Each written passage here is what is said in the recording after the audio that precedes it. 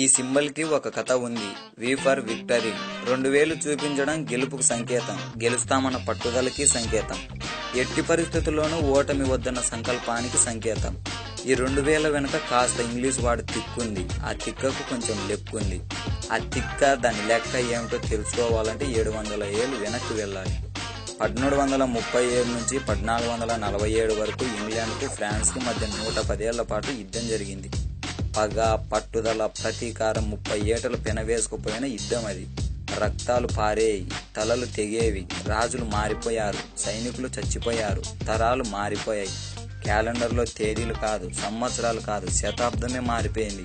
ఈ 100 ఏళ్ల యుద్ధంలోని ఇంగ్లీష్ వాళ్ళు ఫ్రెంచ్ వాళ్ళపైన ఎన్నెన్నో వెటకారాలు సంధించారు. చెప్పకుండా పెట్టే సెలవును ఫ్రెంచ్ లేవన్నారు. బట్టలు వదిలేసే స్నానాన్ని ఫ్రెంచ్ బాత్ అన్నారు. పోరాడకుండా పారిపోవడాన్ని ఫ్రెంచ్ వాలర్ అన్నారు. ఫ్రెంచ్ పిరికితనానికి ఒక కారణం కూడా ఉండేది. ఇంగ్లీష్ వాళ్ళ బాణాలు అవి గురి తప్పేవి కాదు, గుచ్చుకొని చంపేవి.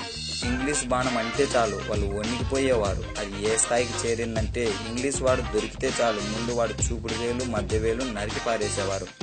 ఎందుకంటే ఆ 2000 లేకపోతే బాణాలు వేయలేరు. ఇలా వేళ్లు నరికే ఉద్యమాన్ని ఫ్రెంచ్ వారు పెద్ద ఎత్తునే చేపట్టారు.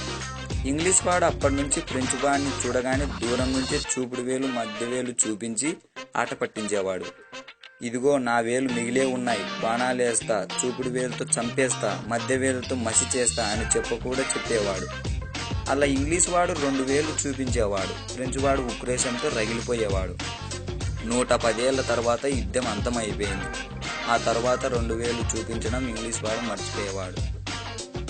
దాన్ని చూస్తే ఫ్రెంచ్ వాడు రగిలిపోవడం మానేశాడు. బాణాల యుగం పోయింది, బాంబుల యుగం వచ్చింది. తొలి ప్రపంచ యుద్ధం అయి రెండో ప్రపంచ యుద్ధం మొదలైంది. యుద్ధంలో జర్మన్ బాంబులు బ్రిటిషన్లు కకవికాలం చేసేశాయి. లండన్ మరుభూమి అయిపోయింది. అప్పుడు ముందు ప్రజల్లో ధైర్యం నింపడం అవసరమైంది. కష్ట సమయం వచ్చినప్పుడే కర్తవ్య దీక్ష ఉన్న నాయకుడు వస్తాడు. ఇంగ్లాండ్ కష్టకాలంలో చర్చిల్ ప్రధాని అయ్యాడు. అప్పుడు 100 ఏళ్ల ఫ్రెంచ్ ఇంగ్లాండ్ పోరాట కథలు గుర్తుకొచ్చాయి. ఇంగ్లీష్ రేడియో BBC 2000 సంకేతం చూపించి విజయం మనదే అని చెప్పమని ప్రజల్ని ప్రోత్సహించింది. 1941 జూలై నెలలో ఒక సభలో చర్చిల్ కూడా 2000 విజయ సంకేతాన్ని చూపించాడు. అంతే, అక్కడి నుంచి అది మహాపాపులర్ అయిపోయింది. విక్టరీ సైన్ చూపించే చర్చిల్ చిత్రపటాలు ఈ చిహ్నాన్ని ఇంటింటికి చేర్చాయి. అలా ఇంగ్లీష్ వాడు మళ్ళా 2000 చూపించడాన్ని ఆరంభించాడు. అది చూసి నెదర్లాండ్స్ వాడు 2000 చూపించాడు. బెల్జియం వాడు 2000 చూపించాడు. ఈసారికి ఫ్రెంచ్ వాడికి కోపం రాలేదు. వాడు హిట్లర్ బూట్ల కింద నలిగిపోతున్నాడు. ఫ్రెంచ్ వాడు 2000 చూపించాడు. ఇంగ్లీష్ వాడు భుజంతో భుజం కలిపి మరీ 2000 చూపించాడు. ఈసారి రగిలిపోయింది ఫ్రెంచ్ వాడు కాదు, జర్మన్ వాడు. అలా 2000 విజయ సంకేతం చూపించడం ఆనవాయితీ అయింది.